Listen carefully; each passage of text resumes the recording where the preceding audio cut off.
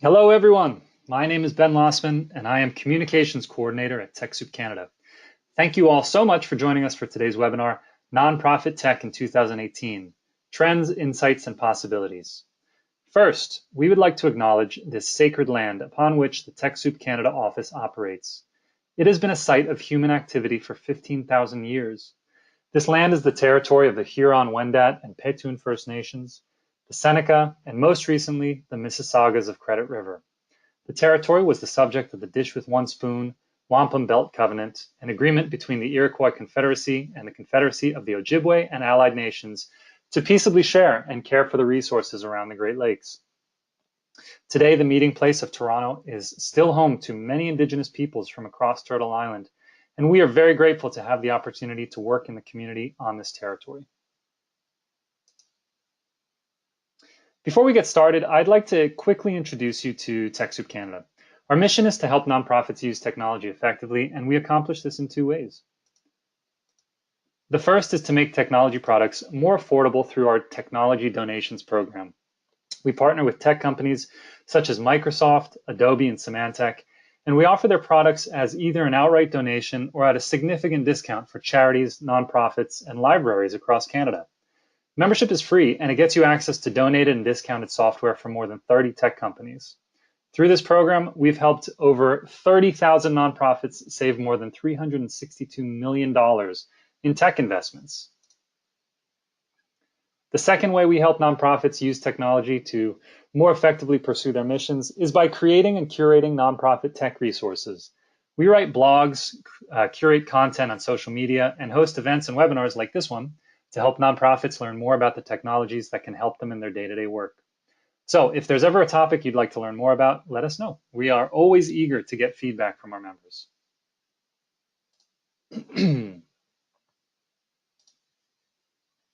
For today's webinar, you can use the GoToWebinar panel on the right-hand side of your screen to change your audio settings, enter your questions, or chat with us. At the end of the webinar presentation, we will have a Q&A session. So just a reminder that you are on mute throughout the entire webinar. So if you have any questions or concerns, please feel free to chat to us in the question box. Also note that this webinar is being recorded, and we will upload the recording of it as well as the videos that are embedded in this presentation today and the slide presentation with links to various resources. That'll all go up on our website very soon.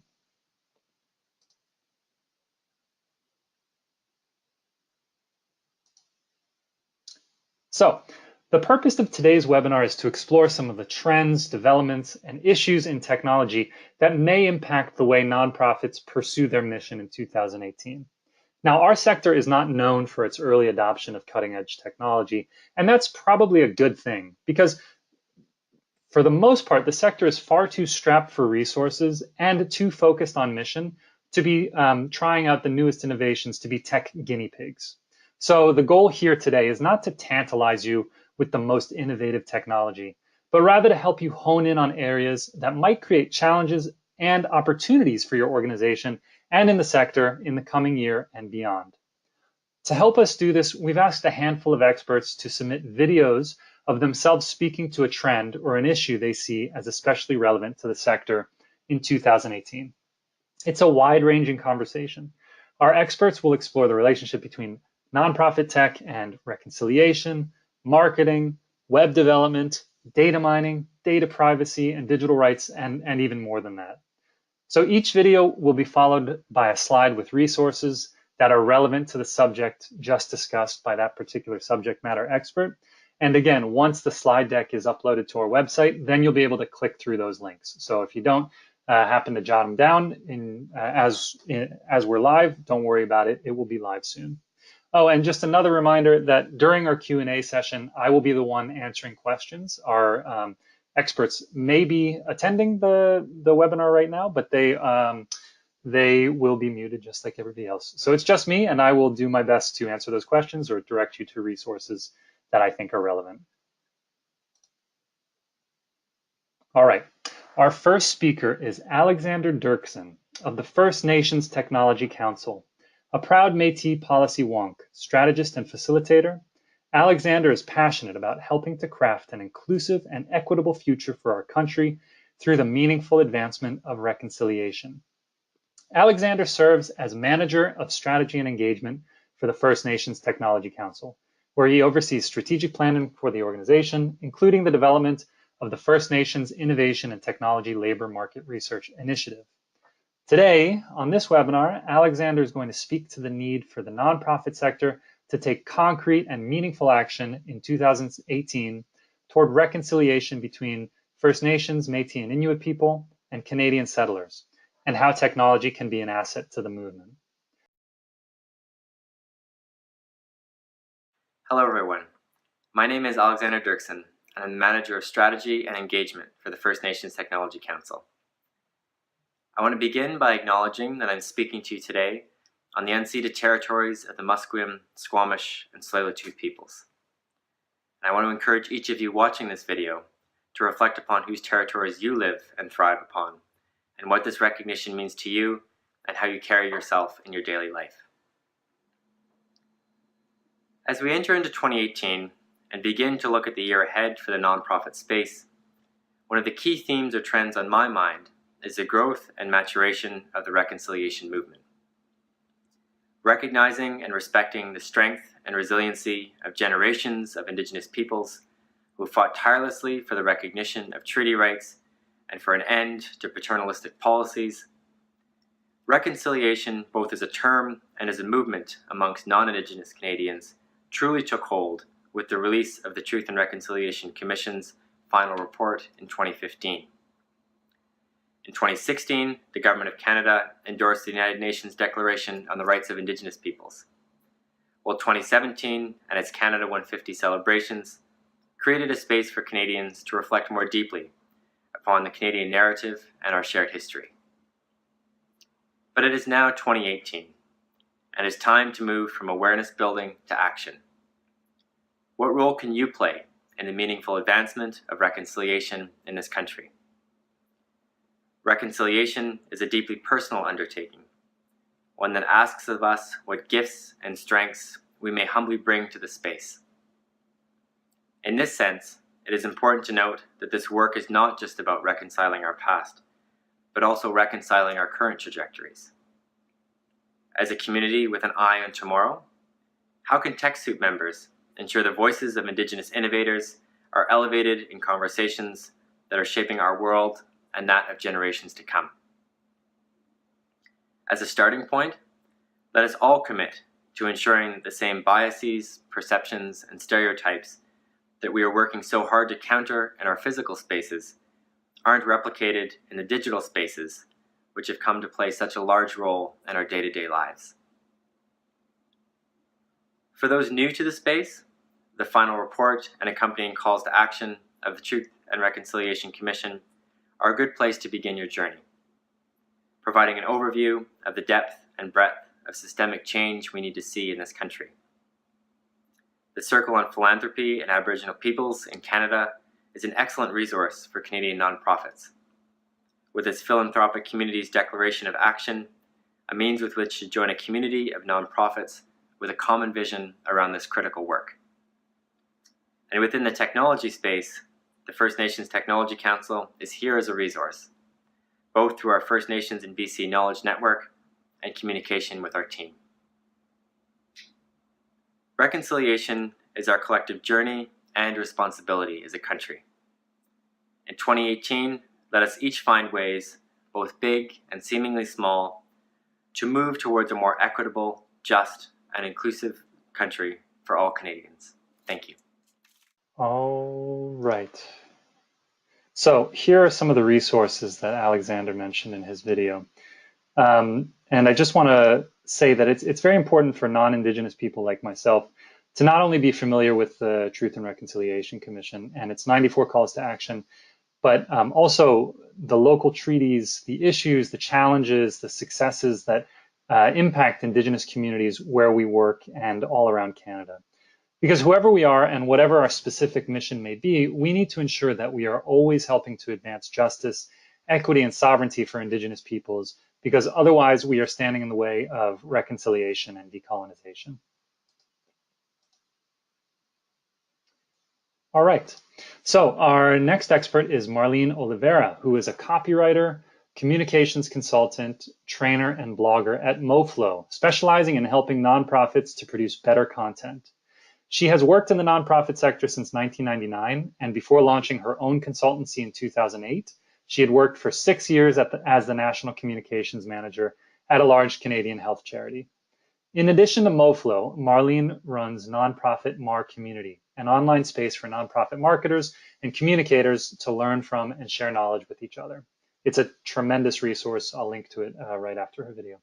Marlene sees 2018 as an opportunity to get back to basics and prioritize strategic communications thinking over flashy tech tools. We will go to the video now.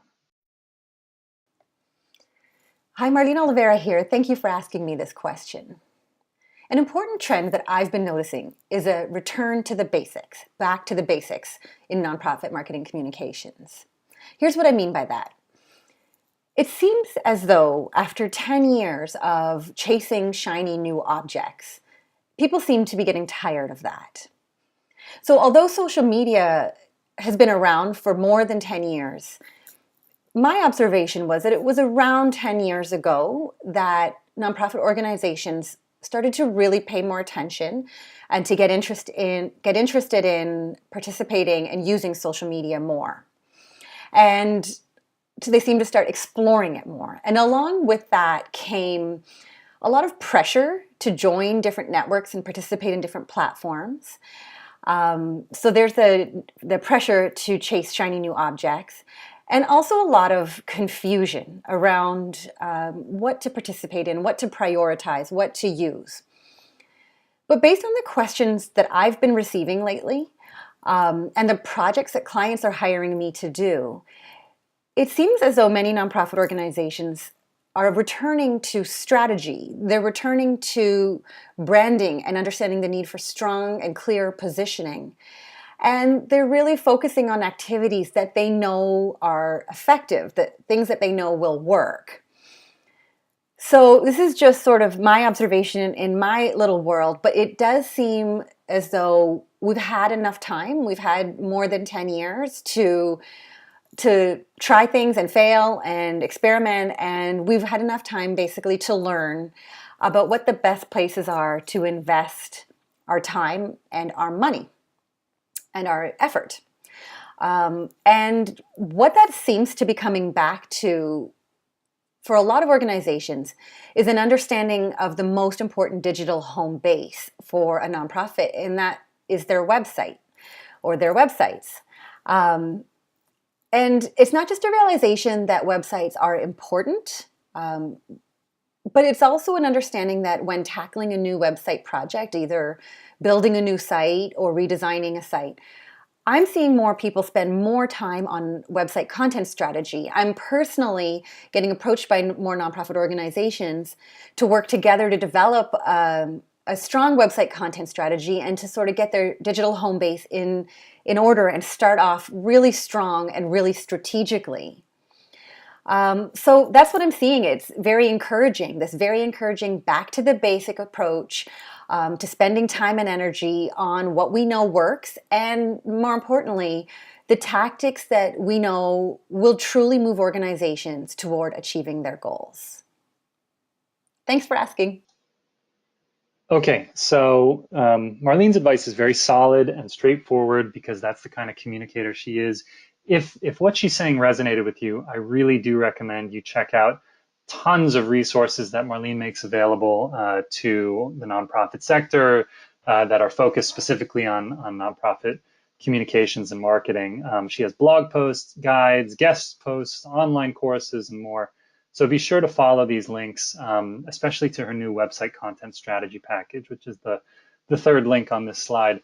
And just to address a technical issue, I see a few people writing in saying that the video is not playing or the audio is not playing.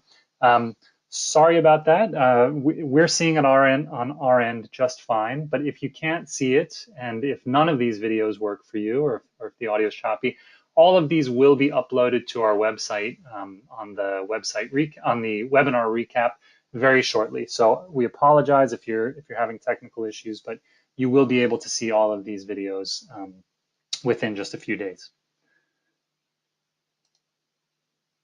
Okay, we're moving on next to our next expert. Her name is Otchere. Ya is the owner of Not an Elephant, a web development company that provides community consultation, web design, and digital strategy services. Ya strives to foster inclusive spaces in tech that are welcoming for people of all backgrounds. In addition to making the web, Ya is the Toronto chapter lead of Canada Learning Code, an organization dedicated to improving digital literacy for people across the country. So we asked Ya to speak to a web development trend for 2018, and given the apocalyptic stories of data breaches, viruses, and security flaws that flooded the tech space last year, it's no surprise that Ya chose to speak about a simple best practice for web security. So we will go to her video now. Hi, my name is Otchere, and I was approached by TechSoup to create this video for your upcoming webinar. I was pretty thrilled when they approached me because I used to do social work in nonprofits, and I work in tech. It's a beautiful intersection. I'm very glad to be here. We want to take a look at some upcoming trends folks need to be aware of, particularly nonprofits need to be aware of. Once again, the reason why I'm here is because I'm at that intersection of tech and social work, and I've seen a lot of things in that move, in that transition. And one thing that's really, really important that people often overlook is the importance of web security. And web security has many, many components. The one that I want to talk about today is called SSL Certificates, or Secure Socket Layer Certificates. I'm not going to jargon you out, but I do want to tell you about why web security, and in particular SSL certificates, are choice. So you always want to be able to make sure that you're reaching the right people and that you're distilling your content, distilling your website, your message is reaching folks that you needed to reach. You can do that by having your own content that you write, by working with web developers, by working with copywriters, but you also need to think about things that are small but mighty. An SSL certificate is a small but mighty addition to your website. And what it really is about building trust. It's about making sure your information is safe and secure, and also about building authority. Now, an SSL certificate is almost like an add-on to your website that lets you transfer information from one place, your website, to its source in an encrypted and safe way. What that means is when information is encrypted, that it is storing things like your contact forms safely, your credit cards safely. If you have any donation forms or payment processors, it is safe. And when people are dealing with money, it's really important that things are safe. And a lot of nonprofits have donation pages, they have products that they offer, they have courses, and making sure that it's secure and safe for your users is a really good idea. Now, there's a couple implications for people who don't have them, and it's important to understand what that implications mean for you. So, you know that an SSL certificate is important. You know that you should have one. How do you know if you have one? What does it mean if you don't? What does it mean if you do? We'll get to that. So one of the best ways to check if you have an SSL certificate is to go to your website. So type in your website, www.mywebsite.com, .org, whatever, and look up at the bar where you type the URL. Beside the URL, you'll either see a green lock for secure, an exclamation mark for not secure, and a red triangle for not secure, dangerous. If you are anything but the green lock, unfortunately, you are not secure. It is not the end of the world, but there's steps that you can take to make sure that you are secure.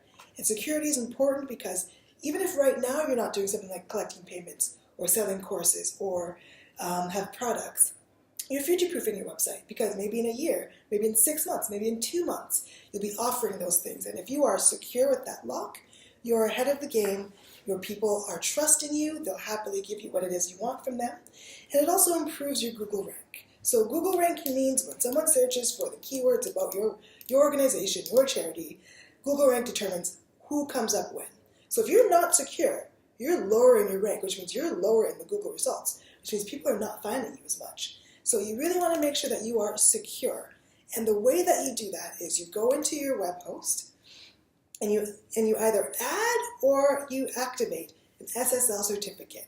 So it's really important that you go in there and do this because it's a small step that can give you big results. There's many ways I can do this. There's many services that offer this for free for nonprofits. There's many ways to do this paid. There's many ways to get this done.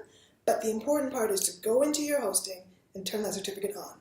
Before you even get to that point, I want you to promise me that you're going to go to your website. You're going to go clickety-clackety-clickety-clackety.com, and you're going to check what's in that little bar.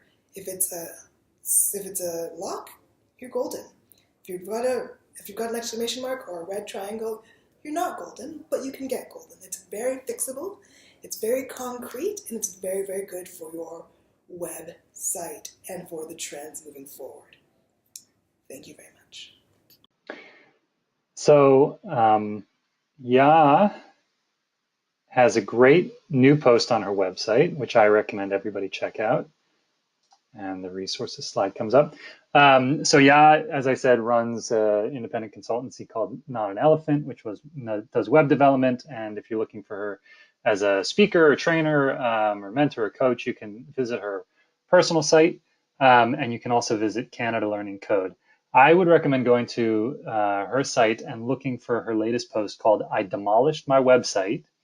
And it is a very humble and funny and self-deprecating post about what happened this week when Ya did actually the opposite of the advice that she provides for everybody here and did not have web security enabled and got hacked. And she walks you through the steps of discovering this hack on her website and what she did to remedy it. But what I'm really impressed by is the humility and grace that it takes to to own up to this, to what happened in not following her own advice. Sometimes those stories of failure and things not going the way that you want them to are really the most educational, and they're certainly the most endearing. So I do recommend checking out I Demolished My Website. Also wanted to provide 2 free tools for enabling SSL certificates on your sites. You can check out let'sencrypt.org, and you can also check out CertBot from the Electronic Frontier Foundation. Both of those links are there, let'sencrypt.org and certbot.eff.org, 2 free, very easy to use resources for you to enhance your security.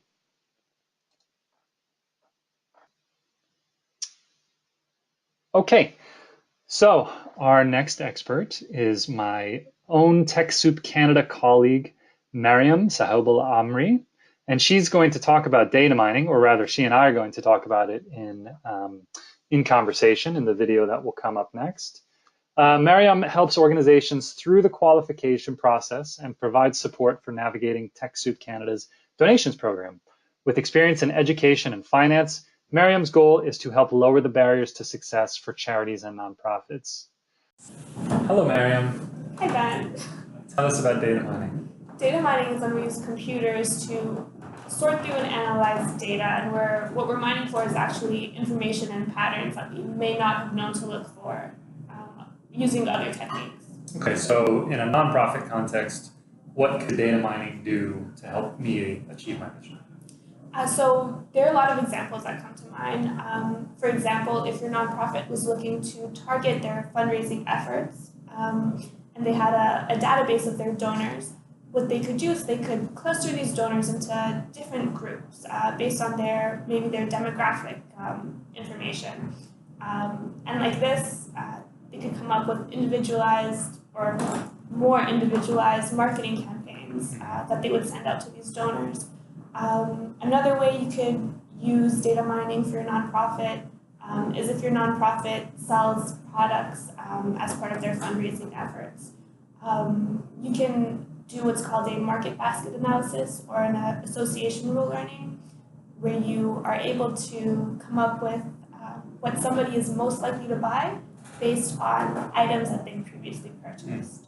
So you might also like this for Exactly. my fundraising efforts. Exactly, yeah. Another example is what's called regression analysis. So you're fitting your data with a function that will tell you the relationship between a number of variables. So if I want to know how many people I'm going to reach based on the amount of money that I put into my fundraising efforts and the amount of money that I put into my marketing efforts, I could use this sort of analysis. So you could connect different factors and predict how changing one factor, like an investment of resources, might affect the impact you're having on the ground. Exactly. Very cool. We often hear about data and ethical considerations, invasions of privacy. What are some of the concerns for us as a sector when dealing with data? Well, firstly, as organizations in Canada, there are some rules and regulations that govern the way we're allowed to collect and store data. Sure.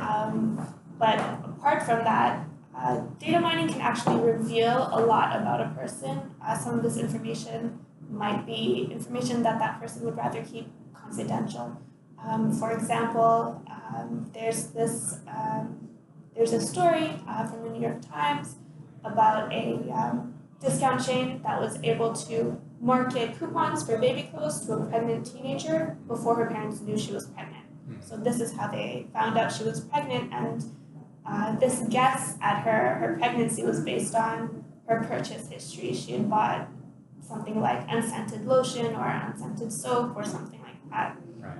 So as a sector, we always, no matter what we're doing, we always need to focus on the sensitivity and privacy of the data we collect, which is especially important for people working with vulnerable populations or within the criminal justice system.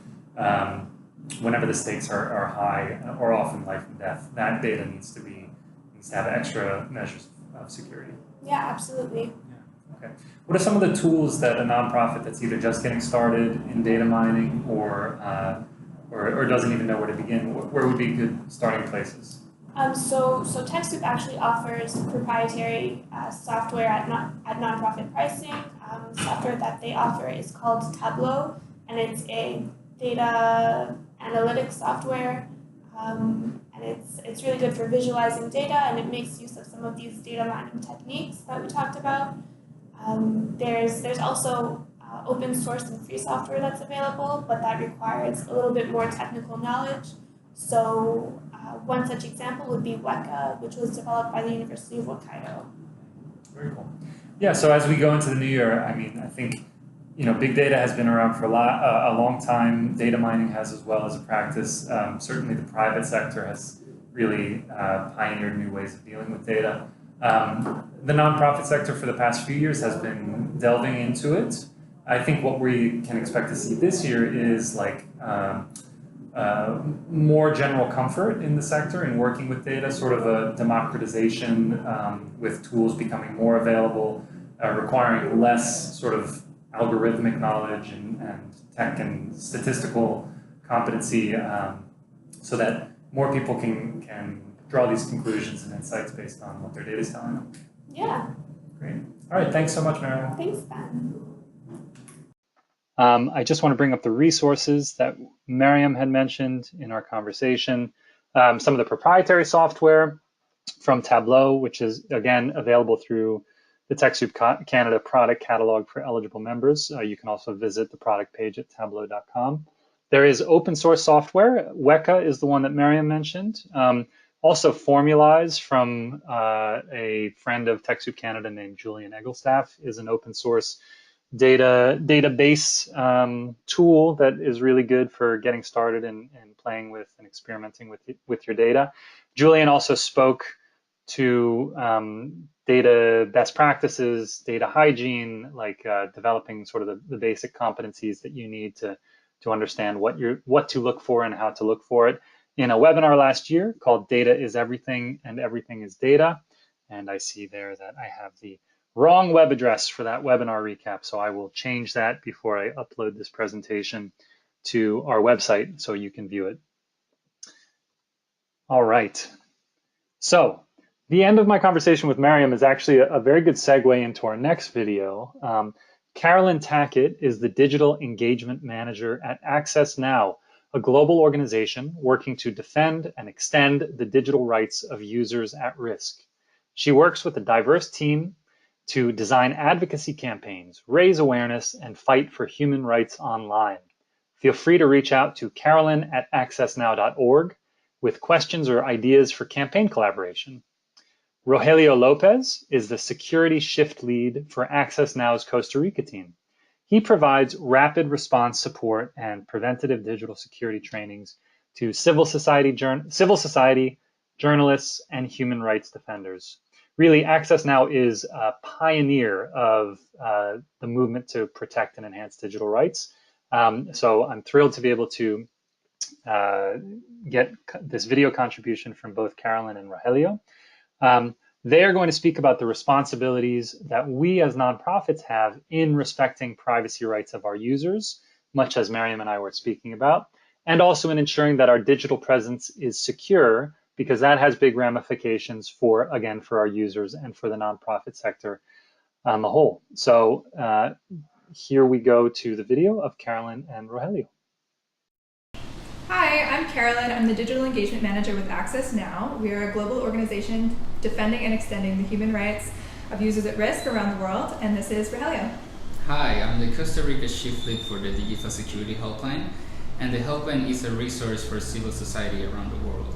We offer technical assistance and digital security advice for organizations, human rights defenders, journalists, activists, and more. So we want to talk to you about two main things today. The first thing is making sure that as you're developing new tools in your advocacy toolkit, that you're keeping data privacy in mind and respecting the privacy rights of the people that are engaging with you. And then we're going to talk about digital security for your own organization and making sure that as you integrate new tools and spread out across new platforms, that you're going to be keeping your organization safe and making sure that all of your important information is secure. So as you're exploring new tools and you're collecting this information and you're analyzing that data about how people are engaging with your content, you're going to want to be aware of how you're using people's information and making sure that you're giving them some agency in how they want their information to be used. So the first thing you should do is, as you consider third-party platforms and other tools that can really up your game for advocacy, just make sure that you take a look at their privacy policy and understand what they're going to be doing with the information that passes through their system, so that you can make a decision about whether that is privacy respecting and that's a platform that you want to direct your audience to engage with. And the next thing that you want to do is make sure that you internally have a really strong data usage policy that your audience can take a look at, so they can really understand what you're going to be doing with their information and what they can expect by engaging with your platform. So you're going to want to ask for some basic questions like, what information am I collecting and why am I collecting it? What do I intend to do with it? And making sure that you're sort of minimizing your impact on people's privacy to the extent that you can, and only collecting what you need to be able to be effective in the work that you're trying to do. One thing to keep in mind if you're engaging with people that are based in the European Union is the General Data Protection Regulation, which is going into force in May of this year. They have some higher standards and some stricter regulations about what kind of data you can collect and what systems you need to have in place to make sure that you're handling that data responsibly. And even if you don't engage with people in the European Union, it's a good place to start to really understand what best practices in the industry should look like. So I'm going to pass it over to Rogelio to talk a little bit more about digital security. Great, thank you. Okay, well, so when we talk about digital security, it's very important to understand that there is no such thing as a 100% secure system. Everything is vulnerable and everything can be compromised. It's always about managing the risk. So first you have to understand what the risk is for your organization and for your data. And then you can apply different methodologies or techniques to protect this information. The tools that you use are important, and you need to pick the right tools, but you have to understand that the most important thing is your behavior and the behavior of the people that handle this data. So for example, you need to protect access to this data. You need to make sure that the accounts that have access to the data have secure passwords, that use technologies like multi-factor authentication, and that you have a set process, a defined process of what happens when someone enters the organization or leaves the organization. because you may need to grant access or revoke access to this sensitive information. You need to also think about where this data is stored geographically. For example, if it's stored in Canada, it's different rules than if it's stored in Europe or in South America or in Asia. So you need to understand not only the legal consequences of storing your data in a specific country, but also the technology that is available for you. Some countries have, for example, made encryption illegal, so that's something that you might want to consider, because you need to protect the data when it's stored in these computers.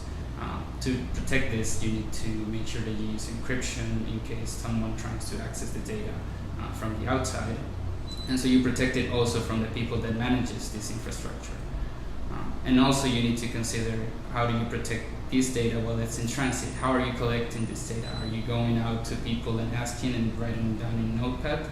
Or are you collecting this data over an online form? If it's online, then is this data being collected over an HTTPS connection, meaning that this information is encrypted, or is just being sent along the way? These are many questions, and this is something that it can get complicated, and it's something that is very different depending on the specific situation of each organization. Context means everything. So if you have any questions or if you need any guidance, you can contact us at the helpline. Our address is help@accessnow.org, and we can definitely help you. Something that we do that is very important for organizations is help them create what is called a digital security policy, or just a security policy, which is a formal document that has all these guidelines and all these recommendations written down formally so people can agree, and when someone enters the organization, they are aware of all these considerations. All right, great. Thanks, Rogelio, and thank you all for joining in.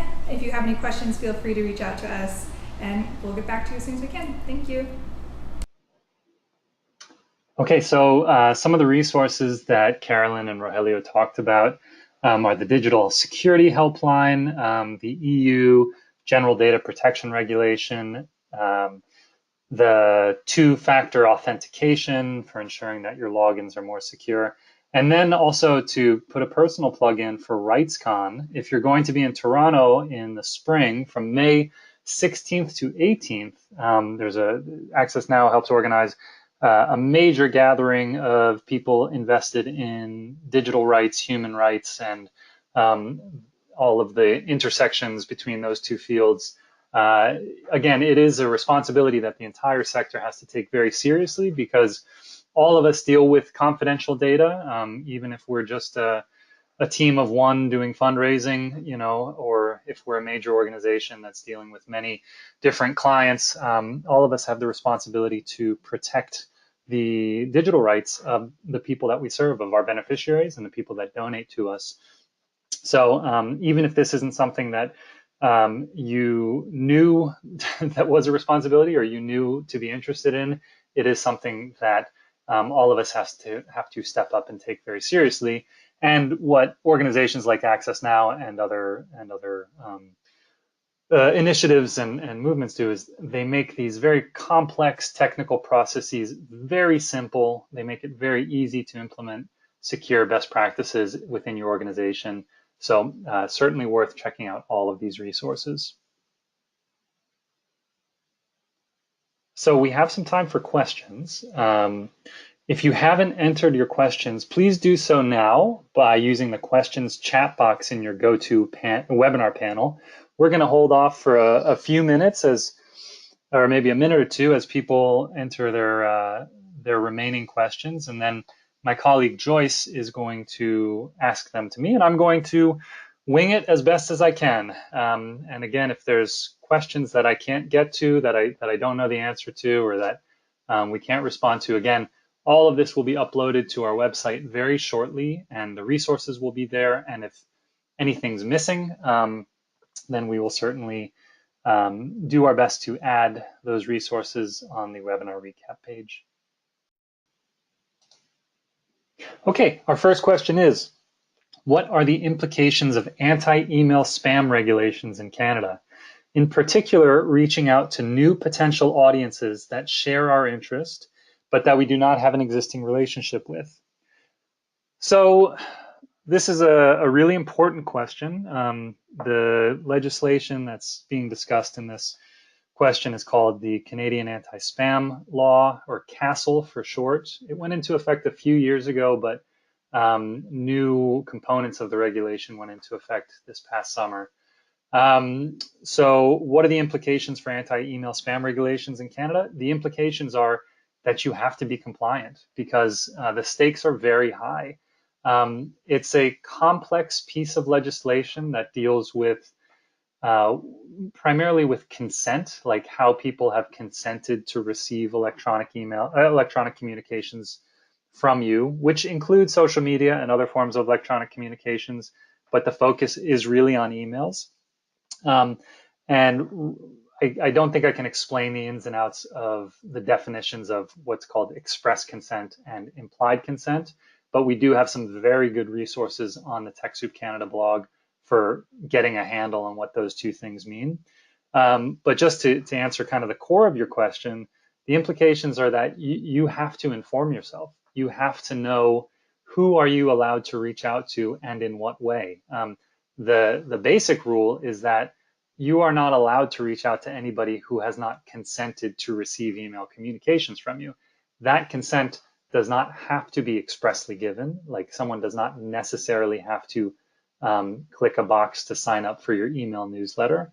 But you do have to have some kind of contact with that person before you are allowed to reach out to that person. So that, I guess my core recommendation is read up on CASL. Again, we have good resources on our website. There are plenty of good resources around the web.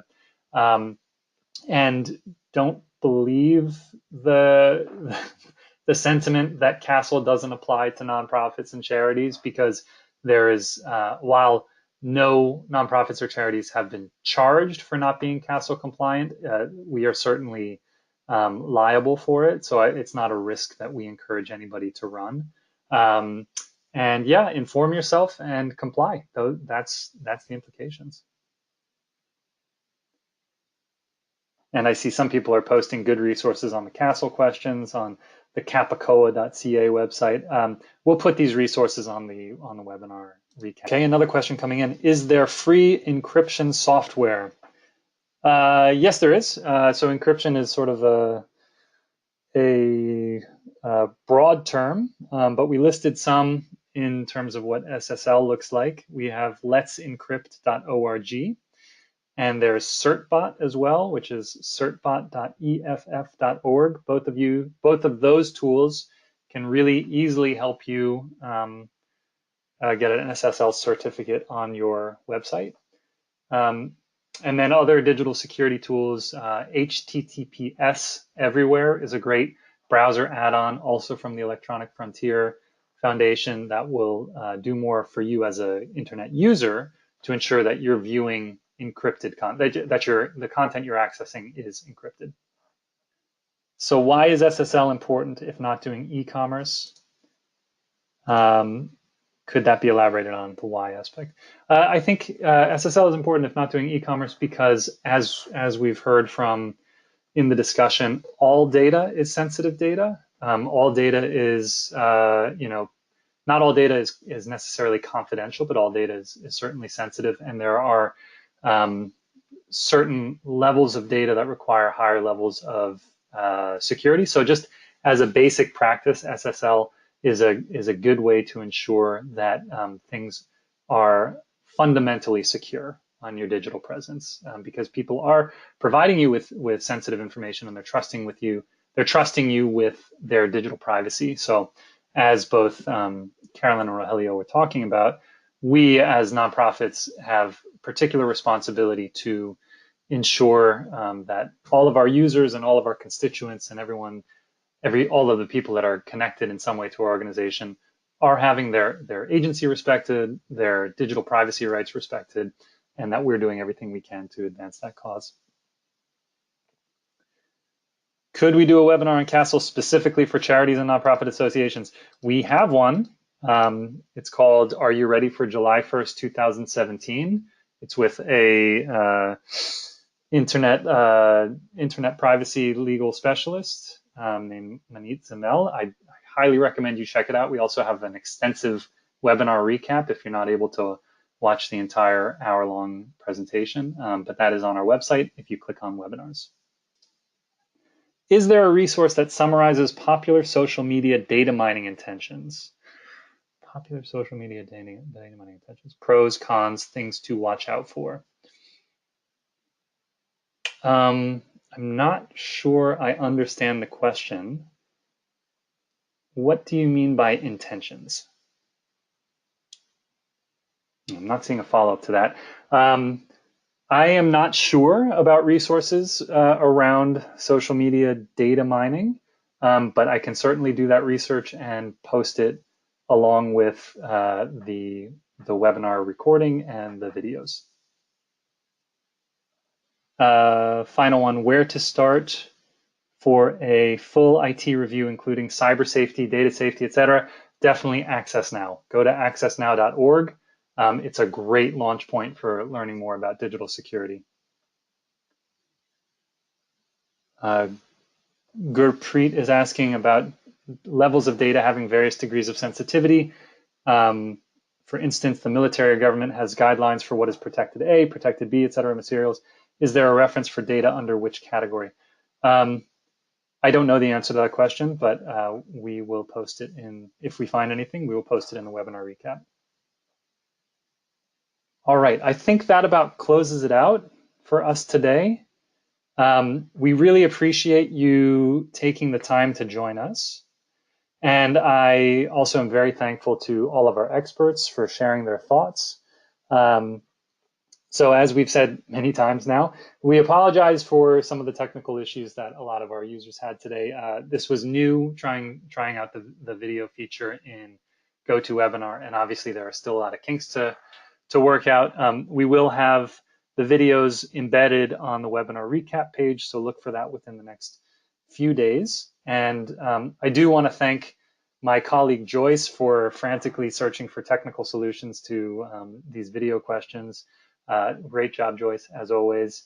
Thank you all. We hope that this is a great year for you. Remember that we at TechSoup Canada are here for you for helping remove barriers to access to making tech a really strong asset as you pursue your missions. Thanks very much. Have a great day.